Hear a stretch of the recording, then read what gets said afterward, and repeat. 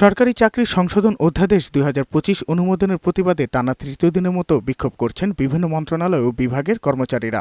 বাংলাদেশ সচিবালয় কর্মকর্তা কর্মচারী সম্মিলিত পরিষদ ব্যানারে এ কর্মসূচিতে অংশ নেন বিক্ষোভকারীরা।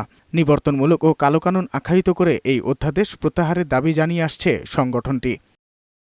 শত শত কর্মচারী দপ্তরে কাজ বন্ধ রেখে বিক্ষোভে যোগ দেন আন্দোলনকারীরা। অবস্থান ধর্মঘট পালন করেন মন্ত্রিপরিষদ বিভাগ ও জনপ্রশাসন ভবনের সামনে। এতে ব্যাহত হয় দাপ্তরিক কাজ।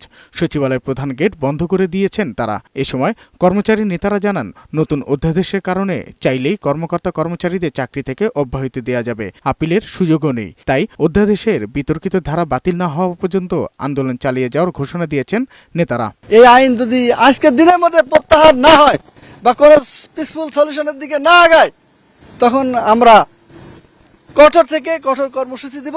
কর্মবিরতির পাশাপাশি বিদ্যুৎ সংযোগের হুঁশিয়ারিও দেন তারা। জনপ্রশাসন সচিবের দপ্তরে আমরা যাব, তাকে বলবো আপনি কেন দ্রুত এই আইন পাশ করলেন। বর্তমানে দেশে ১৫ লাখের মতো সরকারি কর্মকর্তা কর্মচারী আছেন। আইন অনুযায়ী সবাই কর্মচারী।